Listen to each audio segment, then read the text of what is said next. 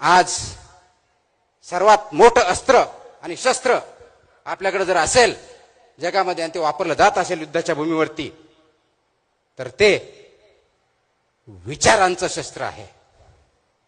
आणि तो विचार या रील्सच्या माध्यमातून अल्गोरिदमच्या माध्यमातून तुमच्यापर्यंत पोहोचवला जातोय. तुमचा डोपामाइन इन्क्रीज केला जातोय. आणि हे सगळं अल्गोरिदम सिलिकॉन व्हॅलीमध्ये ज्या कंपन्या बनवतात त्यांना 100% माहिती आहे. आणि त्या अनुषंगानेच हे अल्गोरिदम बनवलेलं आहे, ह्या रील्स बनवलेल्या आहेत. आणि त्याचा बळी तुम्ही आणि मी आणि विशेष करून भारतासारखा देश ज्या ठिकाणी सर्वात जास्त तरुण मंडळी आहेत त्या ठिकाणी होतोय.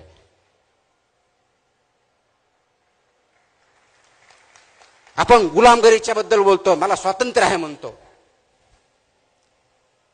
स्वातंत्र्यामध्ये आपण आहोत. यस, ब्रिटिशांकडून स्वातंत्र्य भेटलं, गुलामगिरीतून स्वातंत्र्य भेटलं.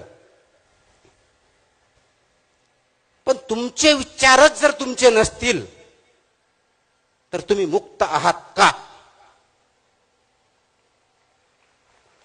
का एका गुलामगिरीतून जाऊन, फिजिकल कष्टाच्या गुलामगिरीतून जाऊन विचारांच्या गुलामगिरीत तुम्ही आणि मी गुरफटले गेलोत का? याच्यावरती विचार करणं आणि कार्य करण्याची वेळ आलेली आहे. आणि ती आपण स्वतःहून ओढून घेतलेली आहे. त्यावरतीच आपल्याला सर्वांना काम करायचंय, जागं व्हायचंय, जागं करायचंय. आणि म्हणून अल्गोरिदम जे आपल्याला आवडतं तेवढंच न बघता, फक्त माहिती न घेता, फक्त नॉलेज न घेता, इथंच विवेक जागा करायचा आहे, इथंच विवेकवादी विचार करायचा आहे. इथं थोडं थांबायचंय, पॉज घ्यायचा आहे.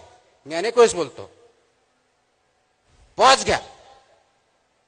जो प्रवाह चाललाय रील्सचा असेल, आपण जीवन चालत असू, घरामध्ये वागत असू आणि सो कॉल्ड आपण वादविवाद करूचो, वाद होतच नाहीत, खूप मोठ्या प्रमाणात भांडणच होतात.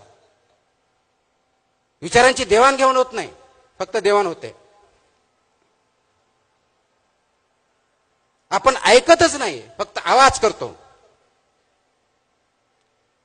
ऐकण्याची सवय नाही राहिलेली. का? मला तेच बघायचे, तेच ऐकायचे, तेच करायचे जे मला आवडतं. त्या गुलामगिरीत आपण जर फसलो आहोत तर त्याच्यातून बाहेर येण्यासाठी एकमेव मार्ग ज्ञानाच्या पलीकडे जाऊन, तो मशीन मध्ये नाही आहे, तो अल्गोरिदम मध्ये नाही आहे, तो AI मध्ये नाही आहे. आणि तो म्हणजे फक्त आणि फक्त विवेक हा आहे.